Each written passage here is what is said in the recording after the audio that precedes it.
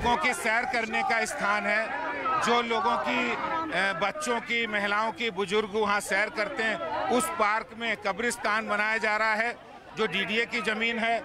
Land जिहादियों को संरक्षण दिया जा रहा है। पहले वक्फ बोर्ड के कब्रिस्तान को कब्जा करके बेचा गया और उसके बाद अब नई तैयारी दिल्ली के अंदर मालवीय नगर के डियर पार्क में कब्जा करके कब्रिस्तान बनाया जा रहा है, जिसके खिलाफ हम लोग यहाँ पर प्रदर्शन कर रहे हैं। किसी भी रूप में लैंड जिहादियों को संरक्षण देने वाले आम आदमी पार्टी के विधायक के खिलाफ हमारा ये आंदोलन जारी रहेगा। ये अरविंद केजरीवाल जी के खास विधायक हैं। लेकिन आम आदमी पार्टी कह रही है कि आने वाले विधानसभा चुनाव के मद्देनजर माहौल को आप खराब करना चाहते हैं। सारी कोरी बकवास है। आम आदमी पार्टी के दिल्ली में भ्रष्टाचार जो किया जा रहा है उसके खिलाफ हमारा आंदोलन ये जारी रहेगा। जनता को बताना है कि आम आदमी पार्टी ने जो भ्रष्टाचार किया है उसके खिलाफ हमारा आंदोलन जारी रहेगा। लेकिन वो तो ये भी तर्क रख रहे हैं कि 2012 में आपने डीडीए की जमीन पर कब्जा किया था, पंचायत घर पर कब्जा किया था, सीधे तौर पर शैलेंद्र सिंह मोंटी पर हमला बोलते हुए आप क्या कहेंगे? आप क्या कहेंगे? क्योंकि उनका कहना है कि आपने कब्जा किया गया था डीडीए की जमीन पर। क्या हमें सुना ही नहीं दिया क्या?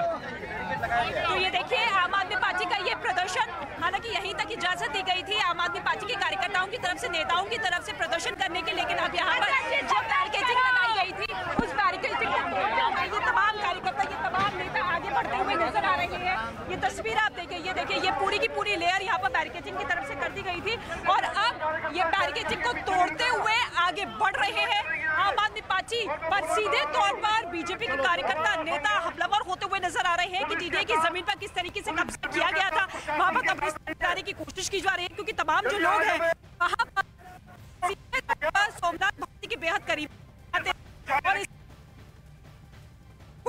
दी गई।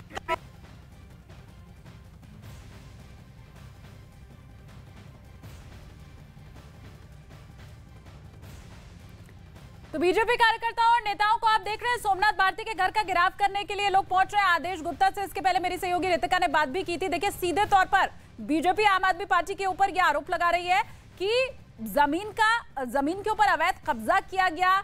इसके अलावा पार्क जहां पर लोग घूमने के लिए जाते थे उस पर कब्जा करके उसका गलत इस्तेमाल किया गया और इन्हीं तमाम मुद्दों के ऊपर बड़ी संख्या में बीजेपी के कार्यकर्ता और नेता सड़कों के ऊपर उतरे हुए हैं और सोमनाथ भारती के घर उनका घेराव करने के लिए जा रहे हैं। हालांकि अभी जिस जगह पर इन कार्यकर्ताओं को आप देख रहे हैं, रितिका इसके पहले यही बता रही थी, इजाजत इसी जगह की है, बैरिकेडिंग आगे लगी हुई है, उसके आगे जाने की इजाजत नहीं मिली है।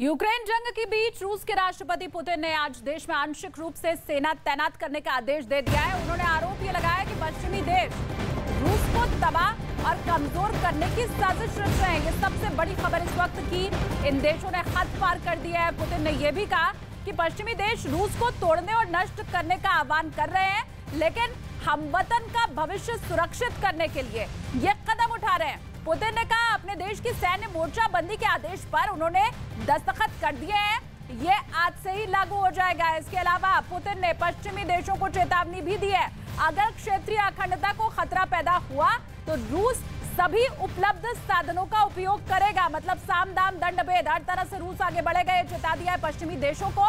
इसे कोई झांसा ना समझा जाए। मतलब पुतिन जो बातें कह रहे हैं वो हवा हवाई है या डराने के लिए वो इन बातों को कह रहे हैं, असल में कदम उठाए नहीं जाएंगे ऐसा नहीं है। कह रहे हैं पुतिन कि कोई झांसा इसे ना समझा जाए। पश्चिमी देशों ने सभी हदें पार कर दी हैं और अपने देश को सुरक्षित रखने के लिए हम हर संभव कोशिश करेंगे, ये स्पष्ट कर दिया गया है राष्ट्रपति पुतिन की तरफ से। तो एटमी जंग के ऐलान के साथ साथ पुतिन ने ऐसा प्लान बनाया है कि सांप भी मर जाए, लाठी भी ना टूटे, और इसी को लेकर वो क्राइमिया वाली चाल अब चलने वाले हैं, यानी कि यूक्रेन के लोगों को अपने में मिलाना। देखिए रिपोर्ट। अच्छा, ग्राफिक्स के जरिए मैं आपको समझा देती हूं।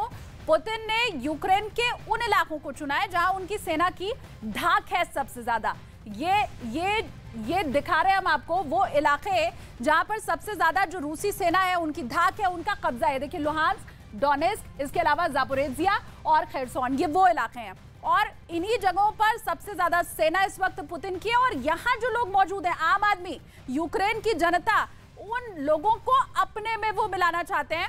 इसका मतलब यह है कि वहां की जनता अब रूस का साथ दे, नागरिकों का सम्मान होगा। ये तमाम दलीलें दी गई हैं पुतिन की तरफ से, ये बातें कही गई हैं। नागरिकों के फैसले को माना जाएगा, मतलब मेरे इधर ये जो 4 आप जगहें देख रहे हैं, यहाँ की जनता अगर रूस के साथ मिल जाए तो उनके फैसलों को माना जाएगा, उनका सम्मान किया जाएगा। रूस की सेना उन्हें परेशान नहीं करेगी, युवाओं को सेना में शामिल किया जाएगा। ये आप समझिए, यूक्रेन की जनता को खुद में मिलाना, रूस की सेना को कम भी कर देंगे। पुतिन ये कह रहे हैं हमारे साथ मिल जाओ, हम जैसा कह रहे हैं वो कर लो, तुम्हारी बात भी हम मानेंगे, अपनी सेना को यहां से हटा भी देंगे। तो ये तमाम आखिरी दांवपेच अब ये देखा जा रहा है कि पुतिन की तरफ से चला जा रहा है, ताकि कम से कम जहां तक अभी बढ़त बनी हुई है वो और आगे बढ़ सके।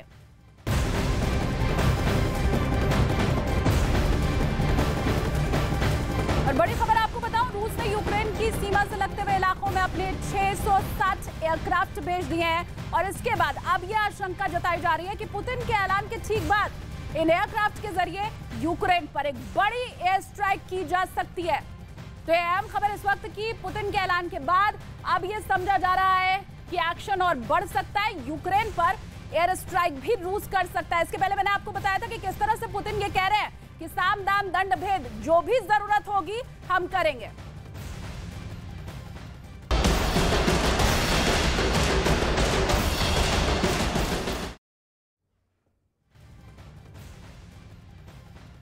तो पुतिन का ऐलान कुछ भी हो, लेकिन यूक्रेन से जो तस्वीरें मिल रही हैं वो उनके सैनिकों की बर्बरता की कहानी साफ तौर पर बयां कर रही हैं।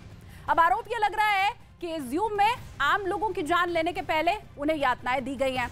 यूक्रेन का आरोप है कि इज्यूम में मिले सामूहिक कब्रों से जो भी शव निकाले जा रहे हैं उनमें यातना के सबूत साफ तौर पर दिखाई दे रहे हैं। कत्ल के पहले लोगों को टॉर्चर तक किया गया, पसलियों को तोड़ा गया, कई शवों के सिर फटे हुए मिले हैं, यहां तक कि कई शवों के प्राइवेट पार्ट भी कटे मिले हैं। तो यूक्रेन ये कह रहा है कि हमारे नागरिकों के साथ रूस की बर्बरता अब सामने आ रही है। बिजली का करंट देने के भी सबूत मिले हैं। यूक्रेन के आरोप के मुताबिक रूस के सैनिकों ने लोगों की जान लेने के पहले अपना वहशीपन दिखाया।